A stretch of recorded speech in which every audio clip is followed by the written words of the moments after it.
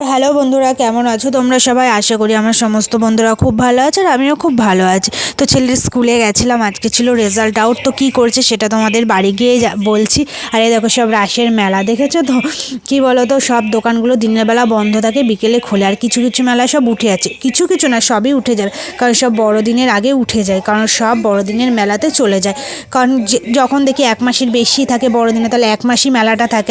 আর এখন তো টাইমই নেই, চলে যাবে সব। এই যে সবেমাত্র স্কুল থেকে বাড়ি এলাম, আর সকাল থেকে প্রচুর প্রচুর প্রচুর টেনশনে ছিলাম, এই জন্য সকাল থেকে ভিডিওটা স্টার্ট করতে পারিনি। তো গিয়ে লিস্টটা দেখে, টপ 10-এর লিস্ট দেখে তারপরে ভিডিওটা স্টার্ট করলাম রাস্তা থেকে। তো কী বলো তো, দেখেই তো ছিলে যে আমার ওর পরীক্ষার আগে আমি কতদিন ধরে শরীর খারাপে ভুগেছিলাম, ওকে পড়াতে পারতাম না।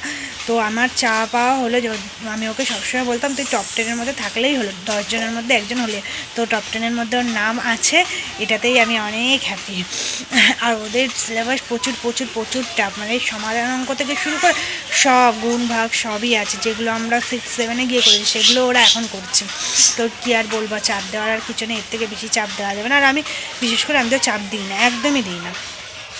তো বুঝে করেছে, এটাই অনেকটা ভালো। তো সত্যিই খুব হ্যাপি হয়েছি যে না, টপ 10-এর মধ্যে নাম আছে, এটাই।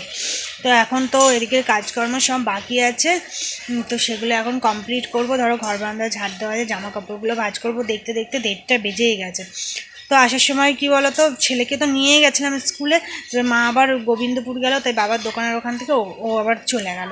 তো ও গোবিন্দপুরে যাবে, হয়তো আস্তে আস্তে বিকেল হবে। তো আমি এদিকের কাজগুলো সেরে নিই, আবার তোমাদের সামনে পরে আসছি। হ্যাঁ দেখো, আজকে বাজার থেকে এই দুটো নিয়ে এসছে, এই যে ডালিয়া আর এই যে ধোকা। তো কালকে যেহেতু শনিবার, তাই ধোকাটা এনেছে। আর এই যে পেয়ারা নিয়ে এসছে 4টে। তো সকালে যখন ভাত দিতে গেছিলো বাবাকে তোমাদের দাদাভাই, তখনই নিয়ে এসছে। তো তখন আর তোমাদের সাথে শেয়ার করা হয়নি। আর ওইদিকে রান্নাবান্নাও কমপ্লিট হয়ে গেছে।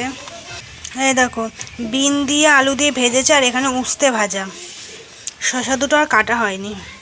আর এই দেখো ডিমের ঝোল রান্না হয়েছে আজকে, আর মাছ হয় না, যে ডিমের ঝোল রান্না হয়েছে। আর এই দেখো, মিক্সারের মধ্যে আছে কচু বাটা, একদম কাঁচা কচু। তো গন্ধটায় দারুণ বেড়েছে, উফ হেভি লাগছে গন্ধটায়। তা যে ছেলে নেই, খাওয়ানোর চাপটাও নেই। এদিকে দেখতে দেখতে 2:10 বেজেই গেছে। তো এখন খাওয়া দাওয়াটা করে নেবো। সবাইকে গুড ইভিনিং। অনেকটা লং টাইমের পর তোমাদের সামনে এলাম। কী বলতো, আজকে ঠিক মতন ভিডিও করা হয়নি, দুপুরের পর ফোনটা চার্জে দিয়েছিলাম, তো এই জন্য ভিডিও কন্টিনিউ করা হয়নি। আর প্রচুর পরিমাণে ঠান্ডা লেগে গেছে, না তো কথা বলতে পারছি না, নাকটা আটকে আছে, নাক জ্বলে যাচ্ছে। তো ভিডিওটা যেই কয় মিনিট হলো সেইটুকুই তোমাদেরকে আজকে শেয়ার করলাম, আর কিছু দেখানোর নেই। ভিডিওটা ভালো লাগলে অবশ্যই লাইক করো, কমেন্ট করো, শেয়ার করো। আর নতুন বন্ধুরা অবশ্যই সাবস্ক্রাইব করে পাশে থেকো। তো সবাই ভালো থেকো, দেখা হচ্ছে নেক্সট কোনো ব্লগে। সবাইকে টাটা।